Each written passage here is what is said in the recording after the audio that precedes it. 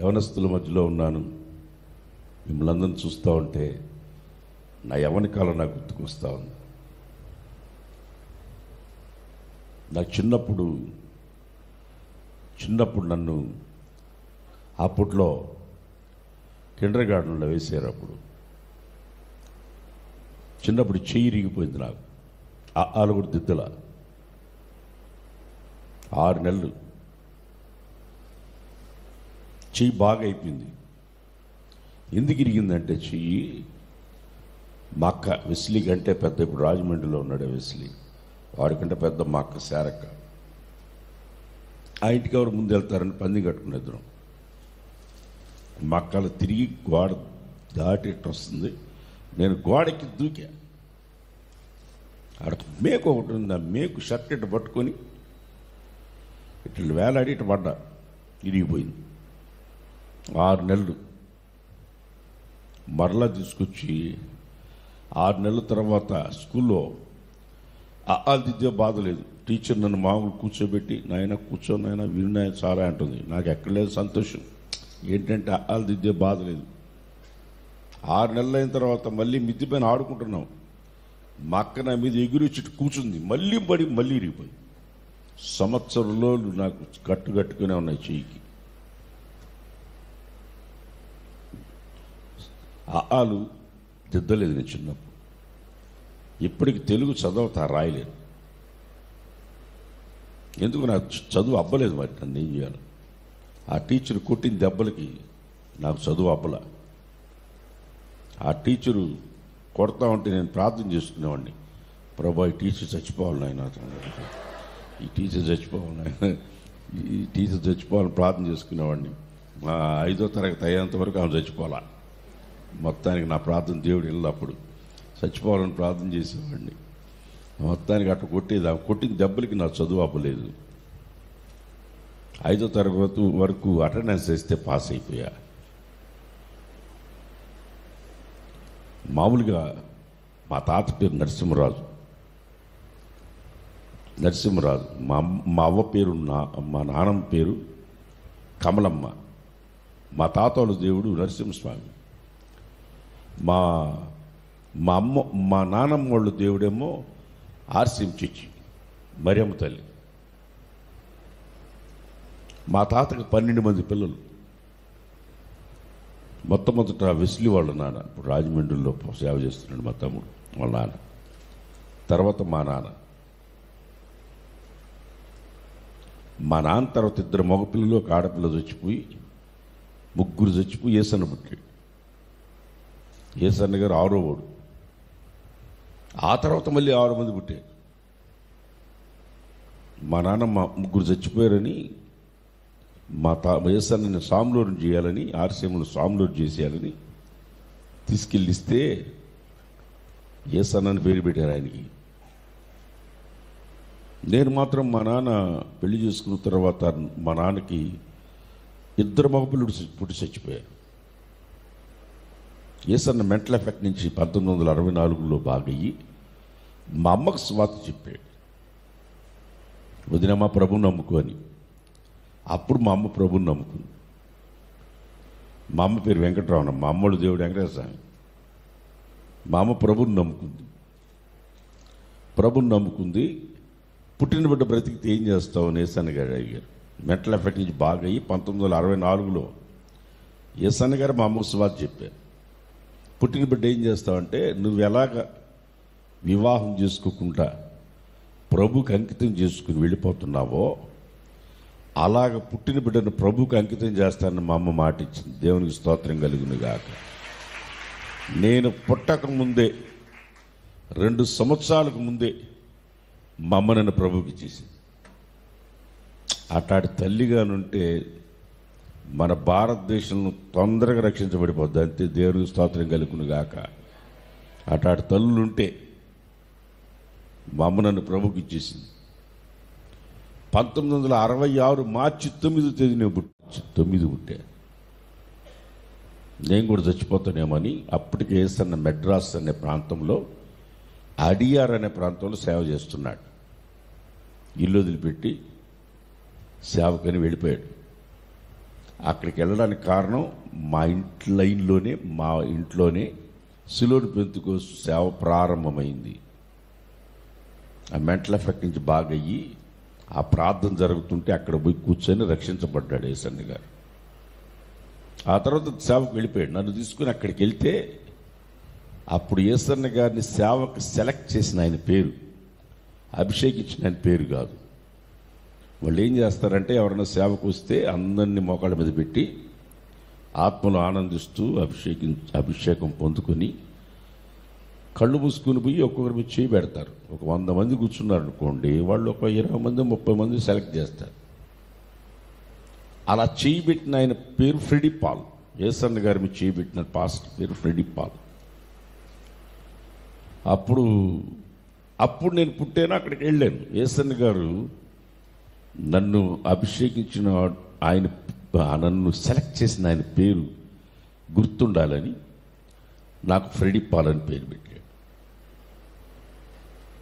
అక్కడే 4 బయట పెట్టుకుని ఎంజి మ్యాచెస్ గారని పెద్ద పాస్టర్ గారు యేసన్న గారి పక్కన ఉండి ఇద్దరు పేరు పెట్టి 4 మీద ఫటాన్ని కొట్టి, మోషే అంతటోడు అవుతాడు, తీసుకుపో,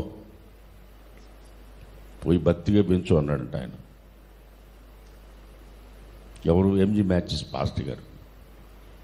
ఆ తర్వాత వచ్చిన తర్వాత మా అమ్మ నన్ను చాలా భక్తిగా పెంచింది. ప్రతి ఆదివారం చర్చికి తీసుకెళ్ళేది. అప్పుడు నాకు చిన్నప్పుడు చెయ్యి ఇరిగిపోయింది. 5వ తరగతి వరకు అటెండెన్స్ చేసి పాస్ చేశాను. అప్పట్లో అటెండెన్స్ వస్తే పాస్ అన్నమాట. 6వ తరగతి పంపించారు. 6వ తరగతి పంపిస్తే తెలుగు చదవమంటే సరిగా చదవడానికి రాక తన్నులు తిని మొత్తానికి ఎట్ట చదివానో నాకే తెలియదు, ఇప్పటికీ గుర్తులేదు. మొత్తం 10th క్లాస్ వరకు చదివాను నేను. 10th క్లాస్లో తెలుగులో నాకు 0 మార్కులు వచ్చినాయి. లెక్కల బలి వేసేవాడిని 5వ తరగతి వరకు. అందరి క్లాస్ అందరికంటే ఫస్ట్ అనమాట లెక్కల్లో. నేను అంత బాగా లెక్కలు వేసేవాడిని.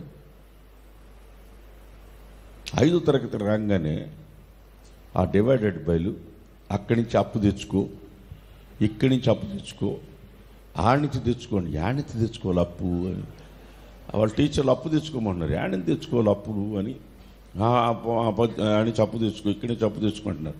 నాకు అర్థం కాక లెక్కలు కూడా పోయినాయి దేవుడి దేవల్ల. కానీ మా అమ్మ నాకు చిన్నప్పటి నుంచి చెప్పేది, నీకు పెళ్లి చేయను, 2 చనిపోయిన తర్వాత నువ్వు పుట్టావు, నిన్ను నేను ప్రభుకి అంకితం చేశాను, నువ్వు ప్రభు సేవ చేయాలి. చిన్నప్పటి నుంచి మా అమ్మ నాకు అన్నంతో కూడా ఈ మాటలు చెప్పేది. నీకు పెళ్లి చేయను నాయన, నువ్వు ప్రభు సేవ చేయాలి, దూరం నుంచి చూసుకుంటే చాలు నిన్ను. 2 పుట్టినప్పుడు నా కళ్ళకు చూపించకుండా సమాధి చేసేసారు. నువ్వు దూరం నుంచి నేను చూస్తే చాలు, నిన్ను సేవ చేస్తూ దేవుని సేవ చేయను ఆయన అని మా అమ్మ చిన్నప్పటి నుంచి నాకు చెప్పింది. పెళ్లి చేయను అని చెప్పేది. నేను కూడా మా అమ్మ చెప్పిన మాటలు గుండెల్లో పెట్టుకొని, యేసన్న గారు వెళ్ళిపోయిన తర్వాత 2 సంవత్సరాల తర్వాత, నేను పుట్టిన 2 సంవత్సరాల తర్వాత మేరక్క మా అత్తగారు క్యాసెట్లో పాటలు పాడిన చూడు, భూమాకాశములు ప్రభువాని సముఖమునందు, ఆ మా అత్తగారు. ఆమె నాకు 2 సంవత్సరాల వయసులో ఉన్నప్పుడు నాకు ఒక లాల్చి గుట్టి అడ్డ పంచి ఒకటి చిన్నప్పుడు 2 సంవత్సరాల వయసులో ఇట్లా పంచి కట్టి నాకు కుట్టి వేసి, నేను సేవకి వెళ్తున్నాను, నువ్వు కూడా రారా అని చెప్పి వెళ్ళిపోయింది. ఆమెకి ఎంత మనోనేత్రం చూడు, నేను సేవకు వస్తానని ఆమెకి ఎంత మనోనేత్రమో చూడు. తెల్ల బట్టలు వేసి కుట్టి నాకేసి, నేను పుట్టినప్పుడే మా అత్తగారు నాకు ఆ బట్టలు వేసి సేవకి. మొత్తానికి 10th క్లాస్ ఫెయిల్ అయిపోయి 10th క్లాస్ ఫెయిల్ అయిపోయి చిన్నగా బిజినెస్ స్టార్ట్ చేసి, సౌండ్ సిస్టమ్ బిజినెస్. ఇప్పుడు ఆ మైక్స్ పెట్టినారే ఇక్కడ అటు బాక్స్, అప్పట్లో ఒక సౌండ్ సిస్టమ్ బిజినెస్ స్టార్ట్ చేశా. ఒక 3,000తో స్టార్ట్ చేసిన. ఒక యాంప్లిఫైర్, ఒక బాక్స్, 2 హారన్లు, అప్పట్లో 86లో స్టార్ట్ చేసి లక్షల రూపాయలు సంవత్సరం కొన్నా, వేలకు వేలు సంపాదించిన, లక్షలు సంపాదించిన సంవత్సరం మీద. మీకు ఒక అర్థం కావాలంటే రాజీవ్ గాంధీ సంవత్సరం పెట్టింది, జనార్దన్ రెడ్డి ముఖ్యమంత్రి ఉన్నాడు ఆయనకి సంవత్సరం పెట్టా, రామారావు సంవత్సరం పెట్టా, బాలసుబ్రహ్మణ్యం సంవత్సరం పెట్టా, మనో జిక్కి పెద్ద పెద్ద వాళ్ళు అందరు, ఇంక సినిమా యాక్టర్లు అంటే చెప్పకూడదులే, పెద్ద పెద్ద వాళ్ళందరూ సంవత్సరం పెట్టారు. ఇంకా పాస్టర్స్ అయితే జీజాన్ గారికి సంవత్సరం పెట్టారు, ఆర్ఆర్ కుమూర్తి గారికి సంవత్సరం పెట్టారు, జోషన్న గారికి సంవత్సరం ఆపరేట్ చేసిన ఆయన నేను ఒక టేబుల్ మీద భోంచేసేవాళ్ళం. రాజుబాబు అన్న అయితే నాకు చేపల కూర చేసి పెట్టేవాడు, రాజుబాబు అన్నతో ఎన్ని ఊర్లు తిరిగానో నాకేది. 88లోనే నేను వేలకు వేలు సంపాదిస్తున్నా. 88లో నేను పుట్టిన నెల్లూరు నుంచి మచిలీపట్నంకి రాజుబాబు అన్న దగ్గర మీటింగ్కి సంవత్సరం తీసుకుని వెళ్ళి ఆపరేటింగ్ 88లో అప్పటికి వెళ్ళి సంపాదిస్తూ డబ్బు మీద విరక్తి కలిగింది నాకు. ఎవరైనా అంటారు డబ్బు మీద విరక్తి కలిగిందని, నేనంట రోజుకు 2 గంటలు పడుకొని రాత్రి పగలు కష్టపడి సంపాదించిన డబ్బు. ఒక మాటలో చెప్పాలంటే ఒక మీటింగ్కి లారీలో సంవత్సరం వేసుకుపోతున్నా, పైన నిద్ర వచ్చి పైన పడుకున్నా, జోబులో డబ్బులు ముఖానికి తగులుతున్నాయి 100 రూపాయల నోట్లో. కరెక్ట్గా ఒక ఊర్లో పోతుంది లారీ, ఆ 100 రూపాయల నోట్లు కింద పడితే వాళ్ళు ఏరుకుంటా ఉన్నారు. ఆ ముఖానికి తగిలి లేచినాయట, లేస్తే జోబులో డబ్బులు కింద పడిపోతున్నాయి. బండి ఆపి దిగి డబ్బులు తీసుకుంటే టైం వేస్ట్ అవుతుందని బండి కూడా ఆపుకుంటూ వెళ్ళిపోయా. డబ్బుల కోసం లారీ ఆపి దిక్కుంటా టైం ఇంకో మీటింగ్కి వెళ్ళాలి నేను సంవత్సరం తీసుకొని, పోతే పోయిందని చెప్పి వెళ్ళిపోయా. అంత విరక్తి కలిగింది డబ్బుల మీద నాకు. కానీ మా అమ్మ చెప్పేది, నేను అంత సంపాదించిన, రోజుకు 2000 సంపాదించిన, 88లో సంగతి చెప్తున్నా, మా అమ్మ దగ్గర తీసుకెళ్ళి ఇచ్చేవాడిని. యవనస్తులు బాగానండి, నా యవన కాలంలో అమ్మకి తీసుకెళ్ళి ఇచ్చేవాడిని. ఇచ్చి అమ్మని చేయి జాపి, అమ్మ 10 రూపాయలు అమ్మని అమ్మని అడుక్కునేవాడిని. డబ్బులన్నీ నీయే కదరా, బీరువాలే ఉండయి, తీసుకోపోరా అనేది. కాదు ఒక 10 రూపాయలు చాలు, 10 రూపాయలు అని 10 రూపాయలు అడిగి తీసుకునేవాడు. సంపాదించడం గొప్ప కాదు, తల్లిదండ్రులకు లోబడి ఉండటం గొప్ప. యవనస్తులారా వినండి, ఇది యవనస్తులు, తల్లిదండ్రులకు లోబడి ఉండటం గొప్ప. నాకు ఒక టీ అలవాటు కానీ, సిగరెట్ అలవాటు కానీ, టీ అలవాటు కూడా లేదు, కూల్ డ్రింక్ అలవాటు కానీ నాకు ఇప్పటికీ లేదు. ఇప్పటికీ టీ తాగను. ఎవరన్నా విశ్వాసులు ఇంటికి పోతే టీ ఇస్తారు. తాగను అంటే వాళ్ళు పేదవాళ్ళు, మీకు ఏం పాలు తెమ్మంటారు, 5 తెమ్మంటారు, 5 అంటారు, పలికిస్తారు. వాళ్ళని బాధ పెట్టకూడదని ఊరికే ఆడ తాగేట పెడతా, టీ తాగను. ఇప్పటికి టీ అలవాటు లేదు నాకు. మొత్తానికి నా జీవితంలో మా అమ్మకి డబ్బులు తీసుకుని ఇచ్చి మా అమ్మని అడుక్కునేవాడిని. లక్షలు సంపాదించిన మా అమ్మ అనేది నిన్ను సంపాదించడానికి కోసం కల్లా, ప్రభు సేవ కోసం కన్నా. నువ్వేమో ఈ ప్రోగ్రాంలు చేసుకుని డబ్బులు సంపాదించుకుంటున్నావు. డబ్బు సంపాదించడం కోసం నిన్ను కనల, నువ్వు ప్రభు సేవ చేయి, విడిచిపెట్టు దాన్ని అని. మొత్తానికి ఒక రోజు నేను మా అమ్మ దగ్గరికి వచ్చి, అమ్మ నేను ప్రభు సేవకు వెళ్ళిపోతున్నా అన్న. ఆ తర్వాత ఏసానికి సంవత్సరం పెట్టింది. నేను ఏసానికి తెలియదు నేను సంవత్సరం పెట్టిన సంగతి. మా చిన్నాయన అయినా రాజుబాబు అన్న ఒకరోజు చెప్పాడు ఏసానికి, ఏసనా వాడు సంవత్సరంగానే పెట్టాడంటే వాడు పనే పెడతాడు, నెల్లూరులో ఉన్నాడు అన్నాడంట. నెల్లూరు మాదే, నెల్లూరు వాడి పేరేంటి అన్నాడంట ఏసన్న. ఫ్రెడీ పాల్ అంటే ఫ్రెడీ పాల్ ఎవరన్నా మా అన్న కొడుకు కదా, నేనే పేరు పెట్టింది వాడికి అని నాకు ఉత్తరం రాశాడు. నేను 88లో అమరావతిలో ఒక మీటింగ్ పెడుతున్నా, మోహన్ ఆదర్శ్ గారు వస్తున్నారు, ఆయన పెద్ద స్పీకరు, నువ్వు సౌండ్ సిస్టమ్ ఎత్తుకోరా అన్నాడు. అప్పుడు నేను సౌండ్ సిస్టమ్ ఎత్తుకుని వెళ్ళి ఏసన్న దగ్గరికి వెళ్ళిన. ఏసన్నతో 14 లక్షల కిలోమీటర్ తిరిగిన, 14 లక్షల కిలోమీటర్ తిరిగిన ఏసన్నతో. ఒక మాటలో చెప్పాలంటే నా యవ్వన కాల బలమంతా సేవలో వాడిన, గుండె మీద చేసుకుని చెప్తున్నాను, గుండె మీద చేసుకుని చెప్తున్నా, నా యవ్వన కాల బలమంతా దేవుని సేవలో వాడే. అలాంటి నాయకుడు మాకు ఏసన్న గారు ఇస్తున్నాడు. మాకు ఆయన కను చూపి పరిధిలో ఉండేవాళ్ళం మేము. ఇప్పుడు సేవకులు వాడు గెహజీ గారు ఉన్నాడు చూడు, గెహజీ అట తిరిగి వస్తున్నారు అడ్డారు, కనుసు పరిధిలోనే ఉంటున్నారు ఇప్పుడు సేవకులు, సేవ చేసే పిల్లలు. సెల్ ఫోన్లు ఆడేడ పెట్టుకుని వాడుకుంటున్నారు, దొంగసాటు దొంగల్లాగా తిరుగుతున్నారు సేవకులు. ఆ రోజుల్లో ఏసన్న గారి కనుచు పరిధిలో ఉండేవాళ్ళం. మమ్మల్ని అట్ట ఆయన నడిపించాడు. ప్రియమ దేవుని బిడ్డలారా, నేను సేవకు వచ్చేద్దామని మా అమ్మకి చెప్పాను. అప్పుడే మా నాన్న కూడా రైస్ మిల్ నుంచి వచ్చాడు. మాకు 2 రైస్ మిల్లు ఉన్నాయి. మా అన్న పేరు మీద రైస్ మిల్లు రూబీ, ఎస్లీ కంటే పెద్ద అన్న పేరు రూబీ, ఆయన లా చదివాడు ఆయన పేరు మీద ఉన్నాయి 2 రైస్ మిల్లు ఉన్నాయి. మా నాన్న రైస్ మిల్ నుంచి వచ్చాడు, వీడు సేవకి వెళ్ళిపోతాను అంటున్నాడు అని అమ్మ మా నాన్నకి చెప్పింది. మా నాన్న అన్నాడు, నాయన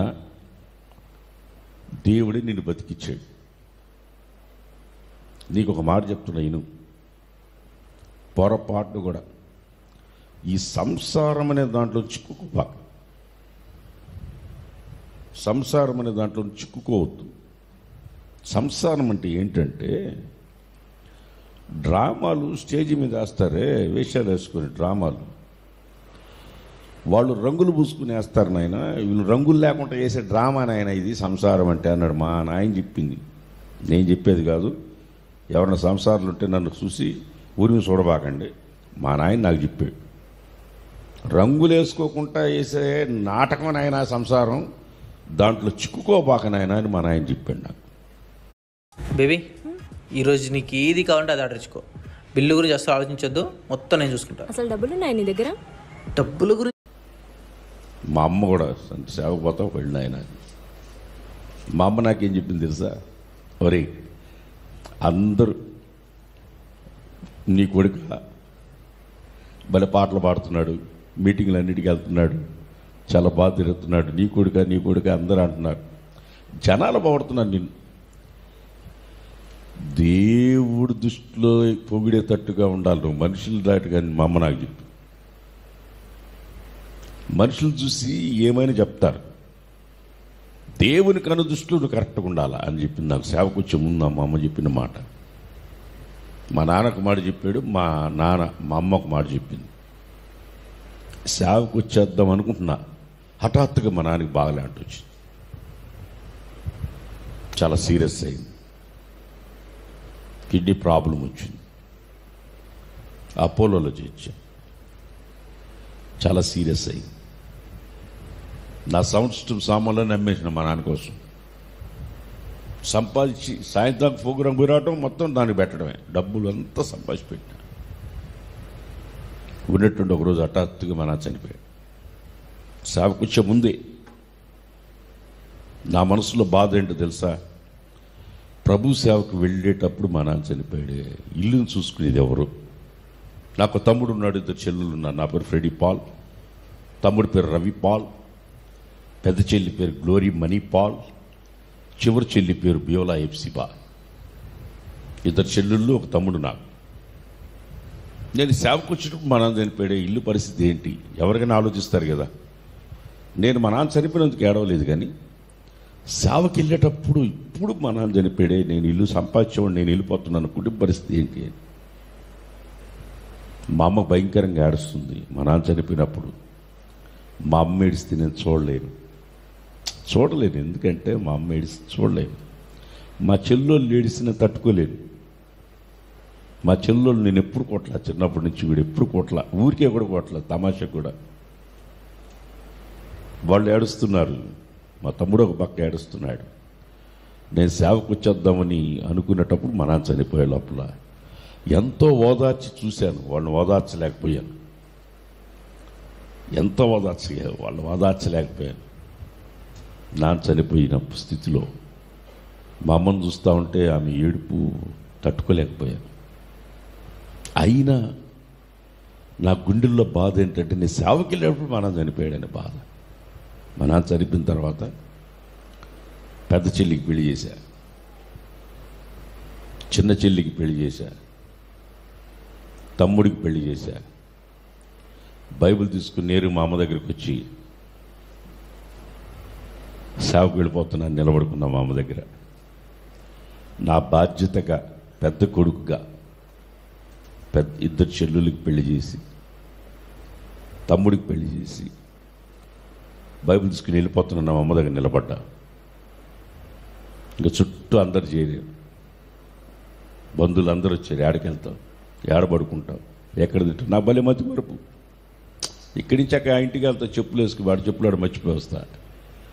చాలా మతి మరుపు, ఇప్పుడు కూడా మతి మరిపోయా నాకు. ఇప్పుడు ఒక కట్షిప్ మెయింటైన్ చేయలేకపోతుంది, ఇన్ని సంవత్సరాలైనా. అంత మతి మరుపు నాకు. ఒకవేళ కట్షిప్ తెచ్చుకున్నాను అనుకో, ఆడబెట్టి తిరిగే లోపల ఎవరో ఒకరు ఎత్తుకెళ్ళిపోతారు. ఏంటంటే పరిశుద్ధ పాపులు కాదు, పరిశుద్ధ దొంగలు. ఆడబెట్టి తిరిగే లోపల ఎత్తుకెళ్ళిపోతారు. ఇప్పటికీ నేను కట్షిప్ మెయింటైన్ చేయలేకపోతున్నాను, అంత మతి మరుపు నాకు. మా అమ్మ అంటుంది, నీకు ఇంత మతి మరుపు, ఎక్కడ తింటావరా, ఎక్కడ పడుకుంటావరా, ఎక్కడికి వెళ్తావరా? వాళ్ళ అన్న మాటలకు నాకు కూడా ఏడుపు వచ్చేసిందండి.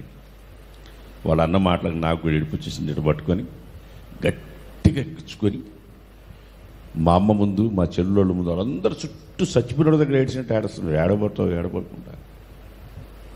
మా చెల్లెళ్ళు అయితే, మా జీవితాలన్నీ సెటిల్ చేసావు, నువ్వు ఎక్కడికి వెళ్తావు అని ఏడుస్తున్నారు.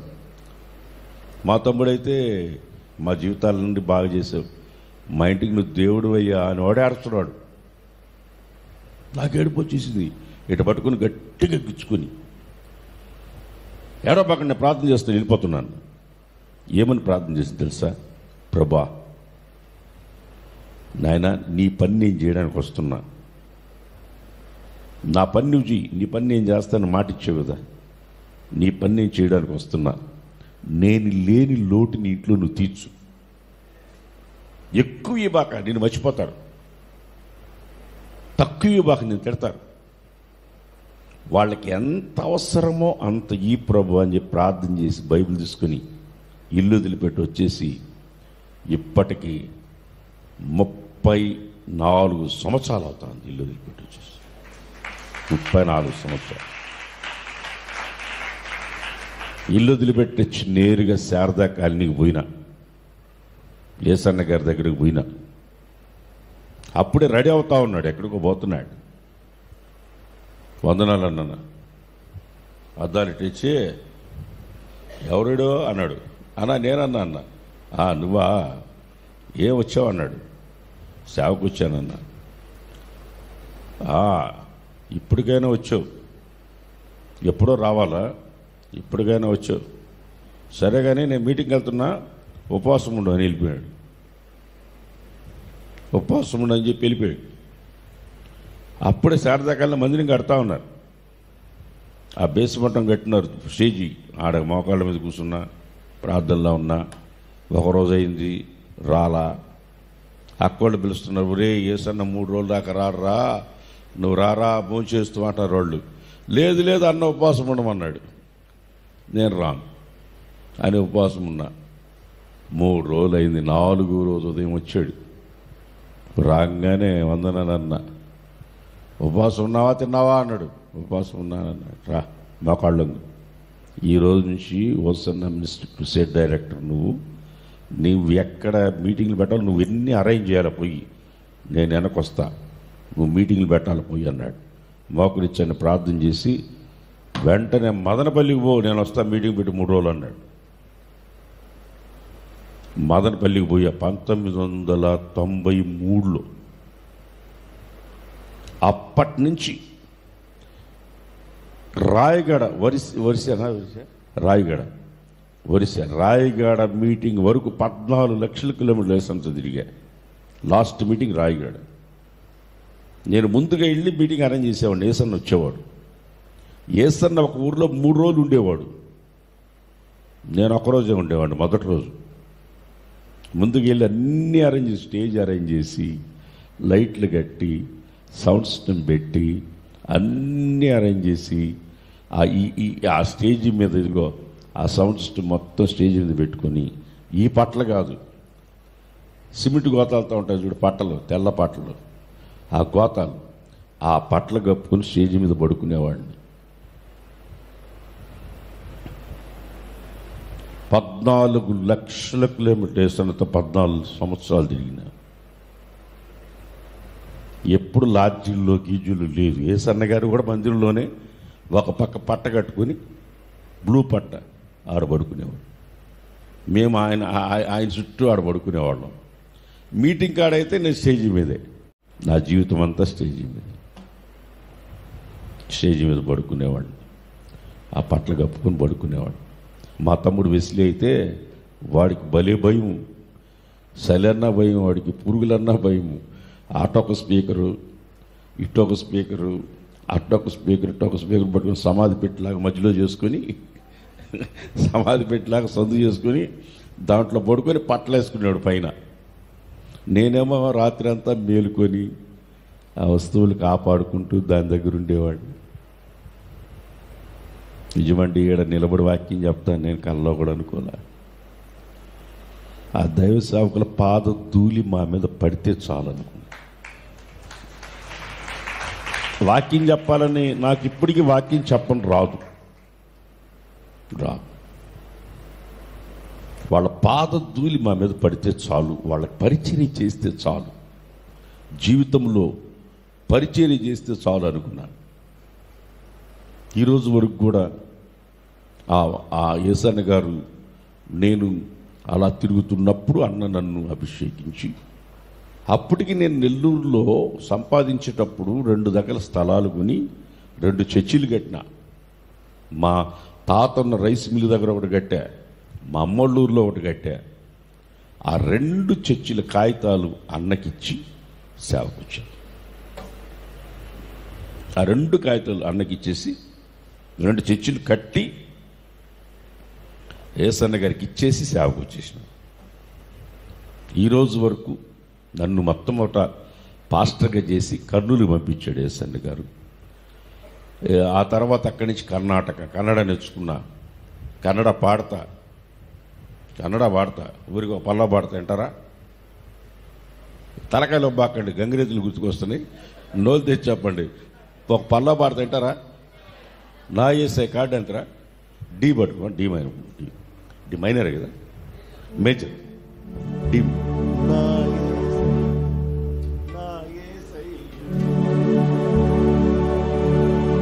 ఫస్ట్ తెలుగు పాడి కన్నడ పాడతా. నా యేసయ్యా నా స్తుతియాగము. ఈ పాట నేను రాసిన పాట. ఎఫెక్ట్ పెడతాడు ఆలు వాయిస్ లేడు అక్కడ. సరే, లేకపోతే పర్వాలేదు. నైవేద్యములై ధూపము వోలే నీ సన్నిధానము చేరును నిత్యము, చేతుము నాకు సహాయము విను వెంటనే.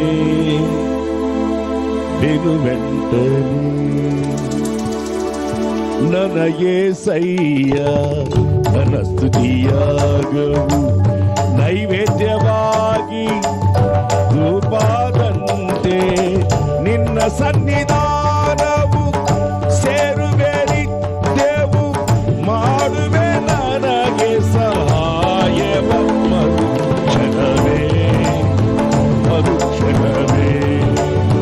ನಿನ್ನ ಸನ್ನಿಧಾನ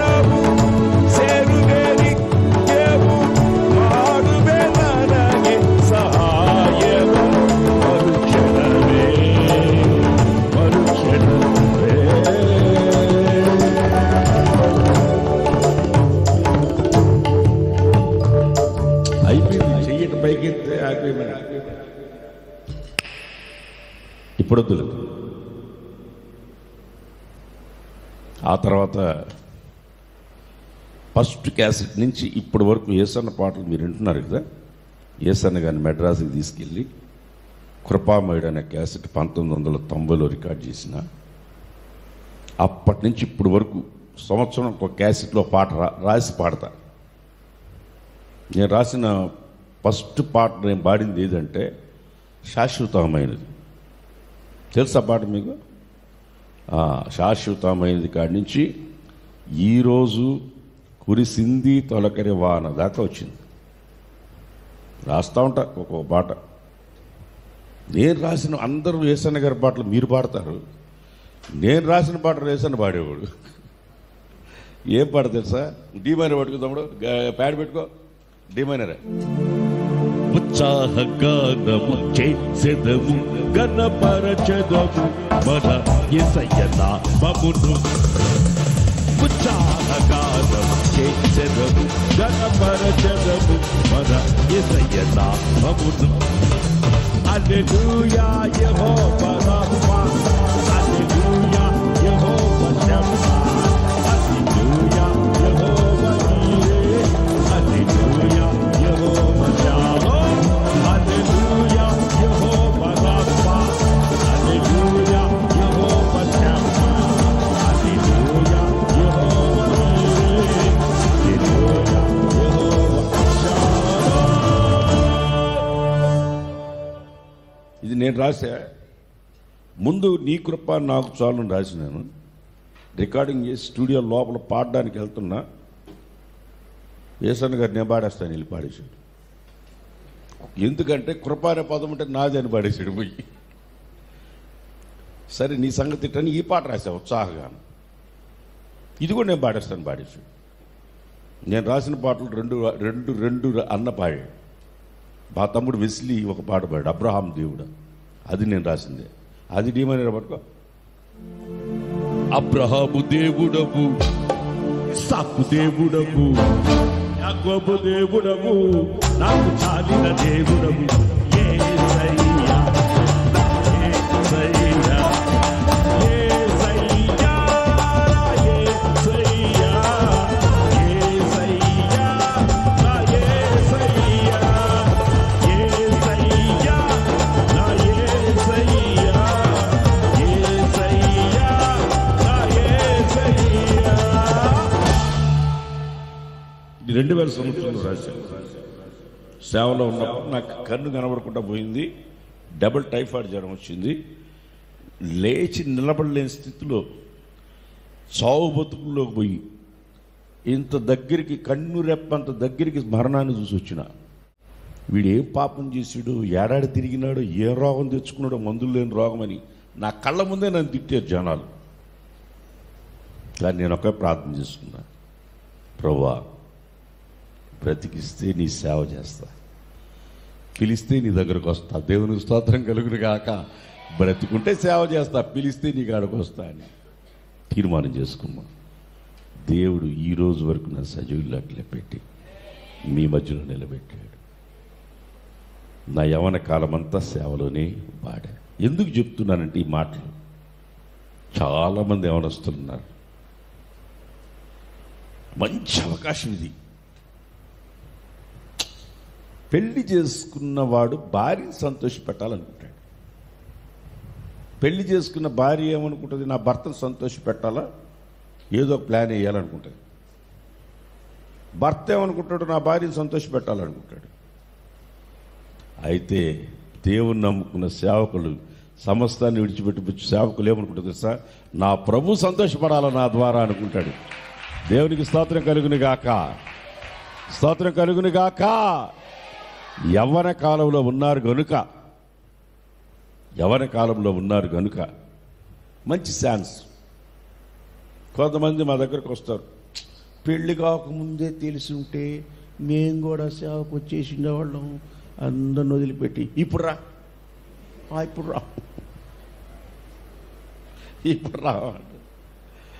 మా ఊళ్ళో సాగుతుంది, వివాహం విద్యనాశనం, సంసారం సర్వనాశనం, సంతానం సకల దోషం అని అంట ఒకడు. అర్థం కాల. మా పని హాయ్ సంవత్సరాలు 1,00,000 కిలోమీటర్లు తిరుగుతా కారులో. అర్థమైందా? నిద్రపోయిన రోజులు తక్కువ. గుడార్ల పండగ నుంచి ఈ రోజు వరకు. ఇప్పుడు దవంగానే మళ్ళీ హైదరాబాద్ వెళ్ళాలి. రేపు ఉదయాన్నే మీటింగ్ ఉంది. చర్చి యానివర్సరీ ఉంది రేపు మార్నింగ్. అక్కడికి మళ్ళీ విజయవాడ రావాలి. 11వ తారీఖు వరకు మీటింగ్లో ఉంటా. 15వ తారీఖు రాత్రి అమెరికా పోతా. 15 రోజులు అండ్ వచ్చి మళ్ళీ ఆడ గుడార్ల పండుగ జరుగుతుంది. అక్కడికి వెళ్తున్నా. మళ్ళీ తిరిగి వస్తా. మా అత్త చెప్పేది నాకు, రే సేవకుడు ఇక్కడ రోస్ట్ అయిపోవాలరా, అక్కడ రెస్ట్ తీసుకోవాలరా అని చెప్పింది. దేవునికి స్తోత్రం కలుగును గాక.